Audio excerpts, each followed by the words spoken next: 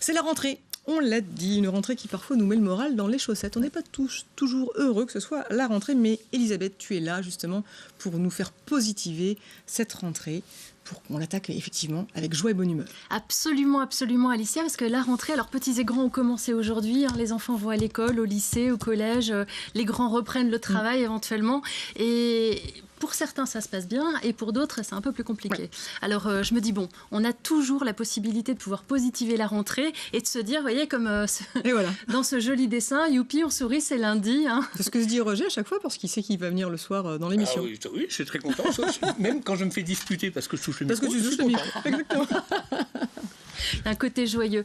Et dans toute activité, on a la possibilité de pouvoir changer le regard. Alors, je vais vous donner 3 astuces. Et la première est justement d'essayer de porter un nouveau regard sur ce que l'on fait. D'essayer de ne pas voir uniquement les choses qui ne vont pas, ce qui a tendance à être présent, particulièrement dans le cerveau. Mais non, on a aussi la possibilité de se dire... Qu'est-ce que j'aime dans mon activité ? Alicia, si je vous pose la question, qu'est-ce que vous aimez dans votre activité ? Être avec vous, partager avec les téléspectateurs. Et voilà, et Roger ? Moi, tout. Moi, j'aime tout. Mais je suis toujours très positif, moi, j'aime tout. on le voit. Philippe ? Moi, j'aime par-dessus tout enseigner. Donc, j'ai la chance de pouvoir être instructeur pour devenir pilote de montgolfière. J'enseigne l'histoire de l'aéronautique au lycée Jean Zay dans le cadre du brevet d'initiation aéronautique. Et je donne plus de 200 heures de cours à l'Université de Lorraine sur la communication, les réseaux, la communication de crise et autres. Et je crois qu'aujourd'hui, c'est ce qui me plaît le plus. Et c'est ça. Et quand on voit Philippe parler de ça, on voit ses yeux qui brillent. On a toujours la possibilité de trouver quelque chose qui nous plaît dans notre activité. Là, c'est la transmission, on le voit. Et chacun peut le trouver. Ça peut être les collègues qu'on aime bien, ça peut être une partie de son activité qu'on aime bien, ça peut être un moment dans la journée qu'on aime bien, ça peut même être une partie de son bureau qu'on aime bien. On a toujours la possibilité de le faire. Ça, c'est le premier truc. Se le remettre à l'esprit. Oui, complètement. La deuxième chose, c'est bien s'organiser. Pourquoi bien s'organiser ? Parce que ça permet de limiter le stress. Quand on est débordé, on est à ce moment-là sujet au stress, et le stress va venir un peu plomber notre capacité à être positif. Et donc l'organisation peut aider, et pour ça je ne peux pas vous dire autre chose que prenez des supports.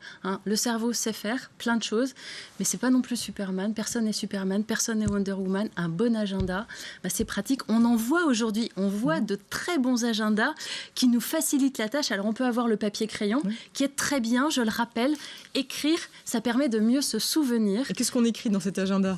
Et qu'est-ce qu'on écrit ? On écrit ce qu'on a à faire. On écrit les éléments de la semaine, les éléments à court terme, mais on pense aussi à prévoir le moyen terme et le long terme, à anticiper. Pourquoi anticiper ? Pour éviter de se trouver justement en stress. Certains aiment le stress de l'urgence, mais parfois il peut nous jouer des tours aussi. C'est pour ça que tu as mis plein de post-it. Exactement, j'essaie de m'organiser. Il y a une chose à ne pas oublier également, ce sont les loisirs dans la rentrée. Exactement. Part importante. Alors là, c'est pour vous prévoir une rentrée plaisir, mais aussi la possibilité durant toute l'année de vous accorder ces moments qui sont ressourçants, régénérants.